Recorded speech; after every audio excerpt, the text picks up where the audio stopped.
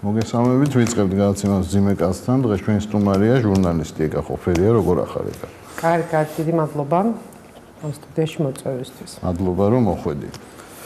არ ვფიქრობ, რომ შენი თაობის კი არა, პირველი დამოუკიდებელი საქართველოს ისტორიაში პირველი თაობის ჟურნალისტები ძალიან ბევრს იქექებიან წარსულში და ამ გადაცემებში ძალიან ბევრი უაზრო ჭხუბი და კამათია. იქექებიან წარსულში, რომელ წარსულში? სულ წარსულზეა ლაპარაკი და არ არის ვთქვათ აი მომავალზე. ასე არ მგონია. გაჩნია დაუშვათ თუ აკეთებ გადაცემას, ჩემ შემთხვევაში ეხლა რასაც მე ვაკეთებ, თუ აკეთებ გადაცემას თბილისის ომზე, აფხაზეთზე, ბუნებრივია წარსულზეა, მაგრამ თუ პოლიტიკურ ჟურნალისტიკაში ხარ, წარსულში შეიძლება გაახსენო რომ აი თქვენ რომ განაცხადეთ 5 წლის წინ, აი ამ კონტექსტში მე მგონი პირიქით ეს მეტყოლებს რომ ბევრი ინფორმაცია გაქვს და უფრო ისეთი ხარ თქო საქმეში ჩახედული. ხო და აი ამ ჩვენი თაობის ასე თქვა ჟურნალისტების გადაცემებში ხშირია აი სუჩხუბობენ ადამიანები და ეს რეიტინგს აკეთებს ასე თქვა და ხო არ მოჭამა ამან დრო თავისი. იცი რა არის? ხო დაძველდა ეგ ჟურნალისტიკა ესე ვთქვათ. არა თუ ეს არ არის ხელოვნურად გაკეთებული.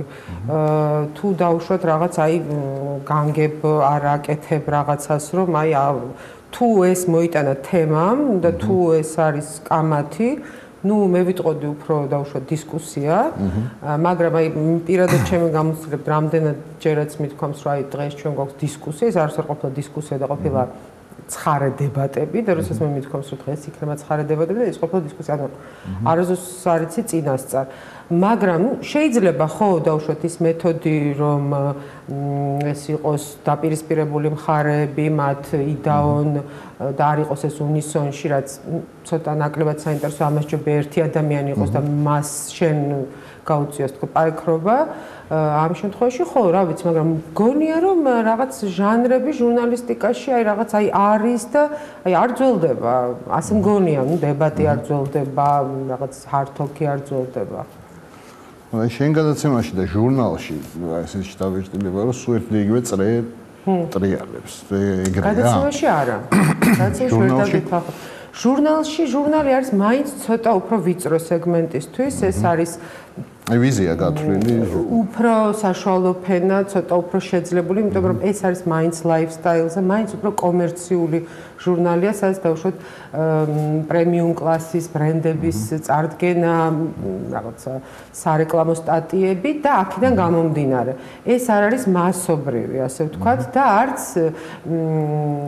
როგორ ვთქვა, აი ვიწრო იმ კუთხით, რომ ძალიან ღრმა ანალიზის სტატიები. არა, ეს არის კომერციული ჟურნალი, რომელსაც აქვს თავისი, ეს თქვა აუდიტორია ყავს, ეს არის სასტუმროებში, ხო, რაღაც აეროპორტში, ვიპ-ლოჟაში და ასე შემდეგ. თუმცა ფასი მისი არის ძალიან დაბალი, სწორედ იმიტომ, რომ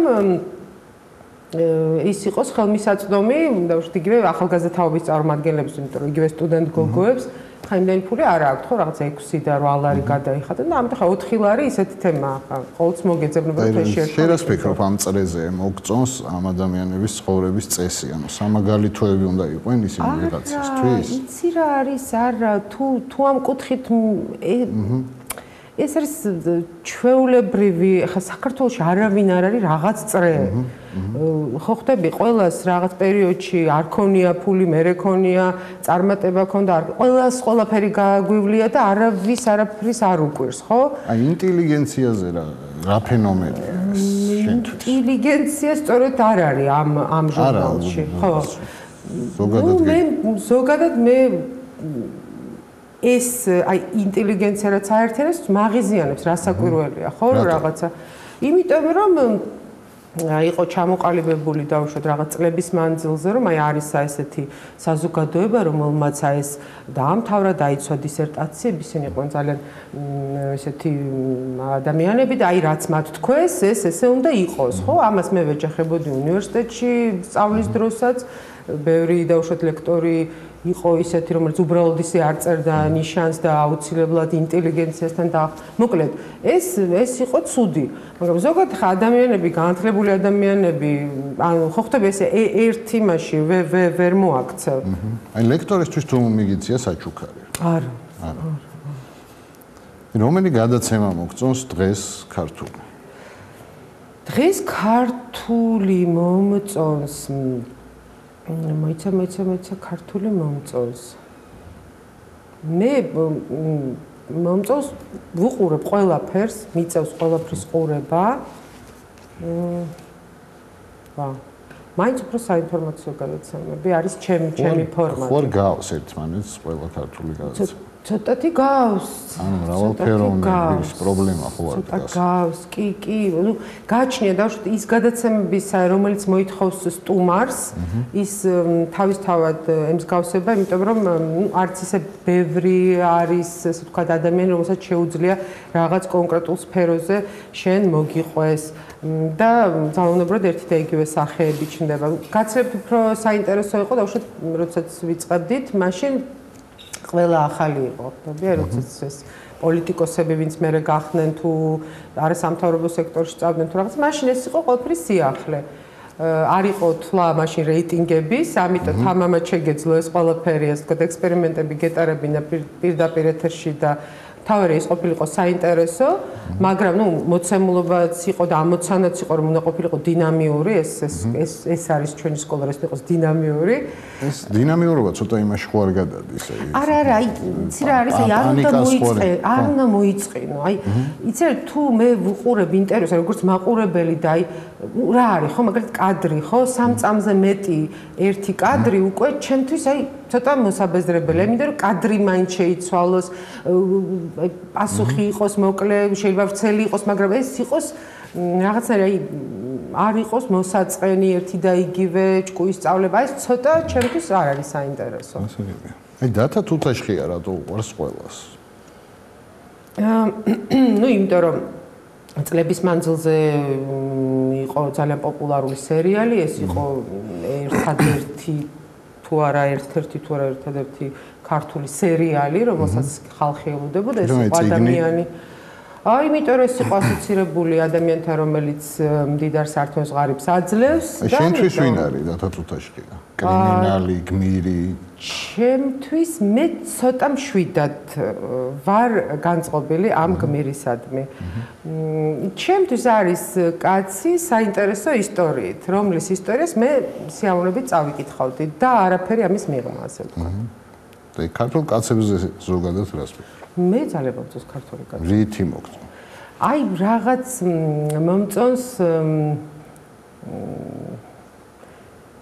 რაღაც მე მგონია, ყოველთვის მე ესეთი შთაბეჭდილება მრჩება, არ შეიძლება ჩემს ირგვლივ ვინც ტრიალებს და ვისაც ვიცნობ, ვფიქრობ, რომ რაღაც არ აქვთ ჩარჩოები. მე ასე მგონია. ქართულ კაცებს არ აქვს. მე ასე მგონია, ხო? აი რას ვამბობ, რომ აი შენ აუცილებლად აი ესე მოდი ეს გავინაწილოთ, შენ ესე გააკეთე, შენ რაღაცა შენ დღეს რატომ მოიქეცი ასე რაღაც არ ვიცი, ხა განზოგადება მართლა მიჭერს, ხა მე ვსჯელობ მამაჩემით, დაუშვათ ჩემი ქმრით, ისი მეგობრებით, სადაც აი ძალიან ისეთი თავისუფალი და ესეთი ურთიერთობა არის. და როგორი უნდა იყოს კაცი, რომ შენ მოგეწონოს? ის უნდა იყოს ჭკვიანი. მას უნდა უყვარდეს სპორტი. ის უნდა იყოს სიმპათიური. უნდა ჰქონდეს იუმორის გრძნობა. დიმიტრი გელოვანი. ის არა მიშა ხუჯაძე ერთი ესეთი ვიპოვე და ბევრიც მეგულება. და არ უნდა იყოს ეჭვიანი, არ უნდა იყოს ჩაცკული თავის თავზე, არ უნდა იყოს რომ ქალი უნდა იჯდეს სამზარეულოში. აი ჩვეულებრივი რა, რაღაც პრინციპში ჩვეულებრივი. აი ყველაზე სექსუალური ქართველი ქალი ვინ არის? მე მგონი სალომე ღვინიაშვილი. და ყველაზე საინტერესო სტუმარი თუ გახსენდება, ვინც ყოლია? კი, ეხლა ამ ბოლო დროს ეს არის ნათელა მაჭავარიანი. მიუხედავად იმისა, რომ ეს ისტორია მე ვიცოდი, ბევრჯერ მქონდა მოსმენილი. რომელ ისტორიას გულისხმობ? გეგას ისტორიას გულისხმობ. ის იყო ძალიან საინტერესო. სწორედ იმიტომ, რომ ხვდები, თავის თავს არ უყენებს ამ ჩარჩოებს, მიუხედავად იმისა, რომ არის რაღაც ობიექტურად ჩარჩოები, ხო, სუბიექტურობისა ისტორიის კონტექსტში. არ უყენებს და მაგალითად ის რომ რითიც დაიწყო საუბარი ამ შემთხვევაში მგაცემას გულისხმობ ბოდიში მოუხადა ის რომ რაღაცა გულწრფელად ყვებოდა ყველაფერს. მე ისიც კი მითხრა, თუ გინდა დავრჩები მე, როდესაც გამოვლენ პილოტები და მე ვიჯდები და მოусმენ და მე უთხარი რომ იქნება არ ღირს, იმიტომ რომ ზუსტად ვიცოდი რომ შეიძლება მისთვის ძიმე ყოფილიყო არ მოეთმინა და ის სწორედ წასულიყო ისეთი არასასიამოვნო, რასაც ვერაფერს ვერ უზავდი და არ გინდადები. ჩემთვის დღეს მართლა ერთ-ერთი ყველაზე ის ბიჭები ვინ იყვენ შენთვის? ჩემთვის მაინც გმირები. რატო? იმიტომ რომ ამას უნდა ეს კურაჟი, რასაც ამას უნდა რაღაც შინაგანი თავისუფლება, რომ ეს გააკეთო. ვიცი რაც იქ მოხდა და ის პილოტი რომელიც ყვებოდა და უშუალოდ მართლა რომელმაც გადაარჩინა ძალიან ბევრი ადამიანის სიცოცხლე და მართლა აქეთ ბიჭების მხრიდან ბევრი არც თუ ისე კარგად იქცეოდა ყველაფერი ჩემთვის არიან არ ვიცი ეს მე რომ პატარა ვიყავი მახსოვს როდესაც აჩვენებდნენ ამ კადრებს და ის როგორ იყო დამონტაჟებული როდესაც უყურებდით მახსოვს რომ მე რა სკოლაში ამბობდნენ რომ ხედავდით როგორ ვიცინიან და ყოფილი და მართლა ისე უყურებდი მაგრამ მაინც რაღაც იმდენად სიმპათიურად გამოიყურებოდნენ ეს ახალგაზრდები რომ რაღაც გრძნობდი რომ რაღაც ისე არ არის და მიუხედავად იმისა რომ მე ძალიან ღრმად ჩავიხედე ამ საქმეში მართლა ძალიან ბევრი ვიმუშავე და ვეცადე რომ გამეგო მართლა ობიექტურად მგონია რომ სიმამაცე და შინაგანი თავისუფლება, რაც ჩემი აზრით ადამიანში არის ყველაზე მთავარი, მათ ეს ჰქონდათ. და ამ გზაზე შენ შეიძლება დაუშვა შეცდომები. რომანტიკა რა არის შენთვის? მე ნაკლებად თუმცა რა ვიცი, რაღაც გახსენდება რამე დღე გამორჩეულად რომანტიკული შენ ცხოვრებაში. კი, არა, ბევრი მქონია, უბრალოდ რაღაც რამდენად საინტერესო ხავს მოყოლა, ვიცი. კი, მქონია ეგეთ რაღაცები ცხოვრებაში. რუსთავიდან იმედზე რატო წახვედი? რუსთავიდან წავედი არსად. მე შემოგთავაზეს თუ უკვე შემოგთავაზეს? რადიო უცნობმა შემოგთავაზა, თან მაშინ ძალიან ისე იყო, კრედიტი მქონდა აღებული ბინის და ფინანსურად ცოტა ისე. ხო და რატო წახვედი რუსთავიდან? რუსთავიდან წავედი იმიტომ რომ ეს გარდამტეხი ამბავი იყო სანდრო გირგულიანის თემა რომელიც სხვადასხვა მე ვიცოდი პირველმა ვიდრე დროებაც გააკეთებდა და მე ვამბობდი რომ მოდით გავაკეთოთ ეს სიუჟეტი მე ზუსტად ვიცოდი რა ხა ის დეტალები შემდეგ უკვე რაც გამოძიებით დადგინდა თუ არა მაგრამ ამბავი რომ ესე იყო ვიცოდი და მომდი რომ მოდით გავაკეთოთ და რა პრობლემაა ხო გავაკეთოთ ისიც ჩავწეროთ ესეც ჩავწეროთ რაღაც და მე მითხრეს ოღონდ უმთხოვთ ხო ვინ მითხრეს ამას არ ვიტყვი რომ არა ეს არასერ ანუ რა არაფერი ხა ესეთ რაღაცა ხშირად ხდება რაღაც და მე უკვე დროებამ გააკეთა მე ის იყო რომ მაგალითად რო იყო აქციები ხო მხარდამჭერი იმის თუ მხარდამჭერი უკაცრავ სანდრო გირგულიანის მეგობრების და ასე შემდეგ მაგალითად როდესაც დგებოდა რა არის შემდეგ უნდა წავიდე საინფორმაციო რასაკურველი პირველი მქონდა ეს ნიუსებში მაგალითად მე მოდიოდა ესეთი ამბავი რომ ევროპამ რაღაცა მიიღო და ეს და ვეუბნებით რომ ეს არ არის მთავარი ეს ხდება როგორ ეს მსოფლიო მოკლედ ძალიან სხვა მე რაღაცა ჩამომაცილეს ამ საინფორმაციო პოლიტიკას რომ მოდი შენ გადაცემას მიხედე და ერთ-ერთი ბოლო თემა იყო მithქვამს მე მგონი ერთი ორჯერ თქვი ინტერვიუში როდესაც მიტინგი იყო ძალიან დიდი ამბები იყო და აი ლევან ბერძენიშვილი ეუბნებოდა ერთ-ერთ ჟურნალისტს, რომ მე მგონია, რომ თქვენ ზოგადად ადამიანებს გონიათ, რომ ყველაფერი არის მუდმივი. და მე მგონია, რომ თქვენც ასე გონიათ, ჟურნალისტს შეხედათ. აი ხო და ნუ აი მე მინდოდა დამემთავრებინა მეტნაკლებად ნეიტრალურად იყო ძალიან ისეთი მთელი დღის მანძილზე რომ არა აი თუ არ იქნება ეს მაშინ აი არა მაშინ საერთოდ არავინ არ მოვა და აი და უბრალოდ ვეღარ ბადრი პატარკაციშვილის პოლიტიკური მიზანი რა იყო შენი აზრით? ბადრი პატარკაციშვილის პოლიტიკური მიზანი იყო, რასაც ის არ მალავდა, ხელისუფლების შეცვლა ბუნებრივია. ის ამბობდა, რომ ის იყო ოპოზიცია სერიოზული, ამას სანგრიად ამბობდა და მისი მიზანი იყო ძალაუფლებისთვის იბრძოდა თუ ქვეყნისთვის? იცი ძალაუფლებისთვის არ ამგონია. იმიტომ რომ ბატონ ბადრის ძალიან კარგი კონტაქტები ჰქონდა თავიდანვე პირველ პირებთან და ეს მთელი ამბები წყდებოდა ასე ვთქვათ, ან მასთან სახლში, ან რაღაც შეკრებებზე და მას არ მგონია, რომ ეს ძალაუფლების პრობლემა ჰქონდა, მაგრამ ну შემდეგ არ ვიცი ხე დეტალები რა მოხდა მათ შორის, რატო შეიქმნა ეს კონფლიქტური სიტუაცია. უფრო იყო ის, რომ აი ნაციონალები აღარ ყოფილიყვნენ. აი ეს იყო პირველადი მიზანი და ხა შემდეგ ბუნებრივია საპრეზიდენტო კანდიდატად დააყენა თავი, რასაკვირია, მაგრამ მე არ მგონია, რომ აი ესე რომ მე მოვიპოვო ძალაუფლება, არა. მისი მიზანი იყო, რომ შეცვლილიყო ის წყობა. რუსული ესტრადა თუ მოგწონს? რუსული ესტრადა არ მომწონს, მაგრამ ну მომწონს, ვერ გეტყვი რომ ძალიან, მაგრამ აი ისე მომწონს ზემფირა დღეს, ძალიან მომწონდა ბავშვობაში და შემდეგაც დედეტ მაშინა времени შევჩუკი წყავდა სტუმრად, ეს არის მართლა მომწონს დღესაც. და აი რუსული რომანსის დღეები უნდა იმართებოდეს. რუსული, აი ხან ახე როგორ თემა, საერთოდ რაღაცა ის დღეების მიმართ ცოტა ესეთი ან კრემლში უნდა ვიაროთ კონცერტზე? კრემლში კონცერტზე მგონია რომ არ უნდა ვიაროთ. და ოლიმპიადაზე უნდა წავსულიყავით? ოლიმპიადაზეც მგონია რომ არ უნდა წავსულიყავით. მაგრამ რუსულ რომანს სახლში თუ აი რაღაც აი მე ეს არ მაქვს და ის კომპლექსი არ მაქვს რომ რადგან დაუშვათ მე სიტყვაზე რუსული რომანსი ვიმღერე, რომელიც თამარი შნელმა ოდესღაც მასწავლა, რომ მე ამით ვარ რაღაცა, ხვდები? ეს ამიტომ ამას არ გავაკეთებ და ეს კომპლექსი ნამდვილად არ მაქვს. ნარკოტიკებთან თუ გქონია შეხება? არა. არასდროს.